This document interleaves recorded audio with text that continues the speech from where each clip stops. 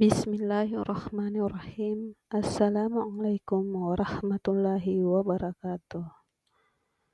Pada pertemuan kali ini kita bertemu kembali dengan mata pelajaran pendidikan agama Islam bersama dengan tutor Ibu Erne. Adapun materi pembelajaran pada pertemuan kali ini yaitu ibadah dengan disiplin dan penuh harap kepada Allah Subhanahu wa taala serta peduli terhadap sesama melalui salat gerhana, istisqa dan salat jenazah.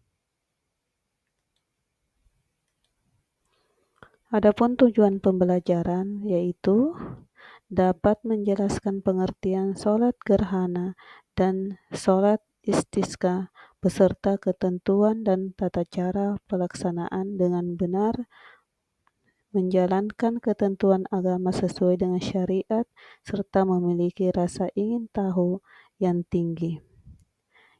Kedua, dapat menemukan sikap penuh harap kepada Allah Subhanahu wa taala dan kepedulian sosial dalam salat gerhana, istisqa dan salat jenazah dengan baik, memiliki sikap peduli, penuh harap kepada Allah Subhanahu wa taala serta peduli terhadap sesama.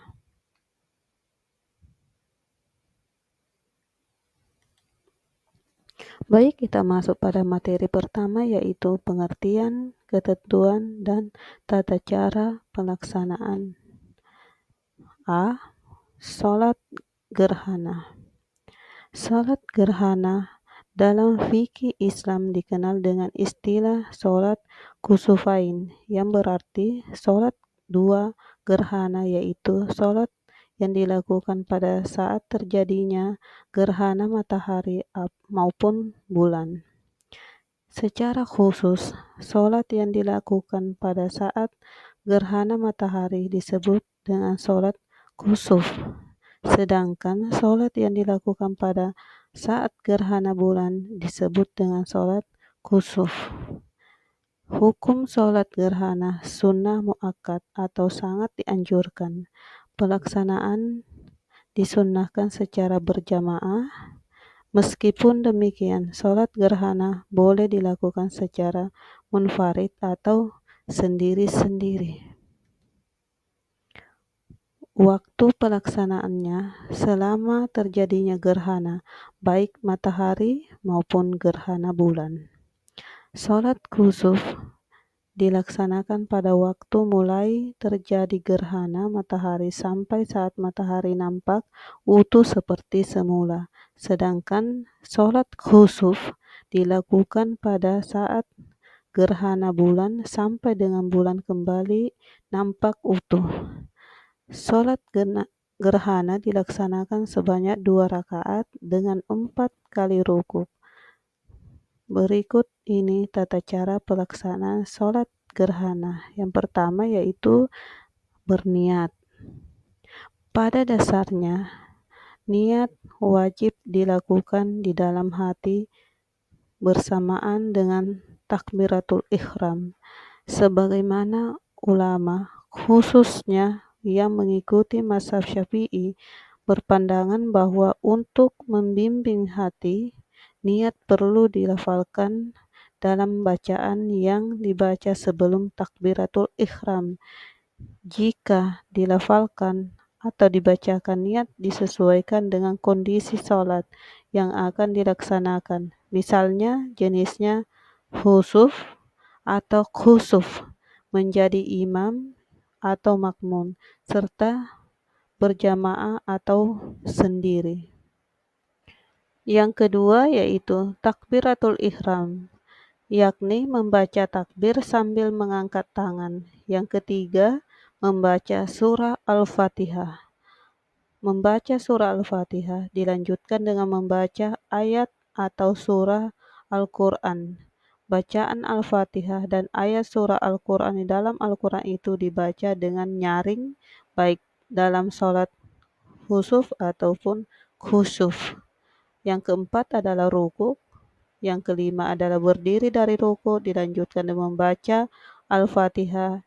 Dianjurkan dilanjutkan membaca ayat atau surah dalam Al-Quran. Yang keenam, ruku kedua, 7 iktidal, dan 8 sujud 2 kali. Yang kesembilan, berdiri untuk rakaat kedua dengan tata cara yang sama pada rakaat pertama. Yang ke-10 diakhiri dengan salam. Yang ke-11, setelah sholat selesai disunahkan adanya seorang khatib yang membaca khutbah terkait dengan gerhana. Yang kedua atau bagian B yaitu sholat istisqa. Istilah istisqa berasal dari kata dalam bahasa Arab yaitu al-istiqoh yang berarti meminta hujan, yang disebabkan hujan tidak pernah turun atau musim kemarau.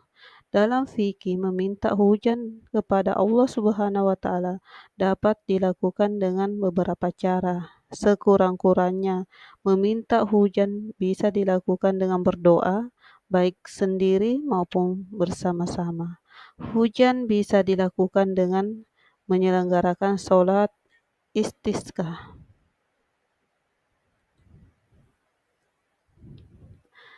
Secara istilah, sholat istisqa adalah sholat yang sunnah atau meminta hujan kepada Allah. Sholat istisqa dilaksanakan sebanyak 2 rakaat di lapangan terbuka dengan disertai dengan khutbah. Menurut jumhur atau mayoritas ulama, khutbah sholat istisqa dilakukan setelah sholat. Meskipun demikian, ada sebagian ulama yang fatwakan khutbah sholat istisqa dilaksanakan sebelum sholat. Hukum sholat istisqa adalah sunnah muakkad atau sangat dianjurkan, khususnya ketika ada keperluan yang mendesak, misalnya terjadi krisis air, kekeringan lahan pertanian, kebakaran hutan, polusi asap disebabkan kebakaran hutan, dan lain sebagainya. Sementara hujan belum kunjung datang, dan dalam kondisi seperti itu umat Islam disunahkan melaksanakan sholat istisqa. Ya, selanjutnya tata cara pelaksanaan sholat sunnah istisqa. 1. Setelah jamaah sampai di lapangan, imam sholat menyeru jamaah untuk memulai sholat. Biasanya imam menyeru dengan bacaan al-salatu jami'ah. 2. Imam mengimani sholat 2 rakaat seperti biasa sesuai dengan rukun dan sunnah sholat pada umumnya. 3. Setelah sholat selesai dilanjutkan dengan khutbah. Khutbah sholat istisqa disunnahkan dimulai dengan bacaan istighfar, yakni 9 kali pada khutbah pertama dan 7 kali pada khutbah kedua. Khutbah dilanjutkan dengan puji-pujian kepada Allah Subhanahu wa Ta'ala seperti syahadat, salawat, nasihat, khususnya ajakan agar bertaubat, kemudian berdoa meminta hujan diturunkan. Selanjutnya, sholat jenazah. Sholat jenazah merupakan salah satu jenis salat untuk jenazah muslim. Sholat jenazah adalah salah satu di antara 4 kewajiban seseorang muslim atas muslim lainnya yang telah meninggal dunia. 3 kewajiban lainnya adalah memandikan, mengafani, dan menguburkannya. 4 kewajiban ini hukumnya fardu kifayah, artinya wajib dilaksanakan. Tetapi apabila suatu ada yang melaksanakan yang lain terbatas dari kewajiban itu, namun tidak ada satupun yang melaksanakan kewajiban itu, maka semua umat Islam menjadi berdosa. Berikut ini tata cara pelaksanaan sholat jenazah. Yang pertama yaitu berniat. Seperti umumnya, niat sholat pada dasarnya niat wajib dilakukan di dalam hati bersamaan dengan takbiratul ihram. Sebagai ulama, khususnya yang mengikuti mazhab Syafi'i, berpandangan bahwa untuk membimbing hati Niat perlu dilafalkan dalam bacaan yang dibaca sebelum takbiratul ihram. Bacaan niat sholat jenazah yang dilafalkan sesuai dengan kondisi sholat jenazah yang akan dilaksanakan, seperti jenazahnya tunggal ataukah jamak, laki-laki ataukah perempuan, hadir atau gaib, serta sendiri ataukah bermakmum kepada imam.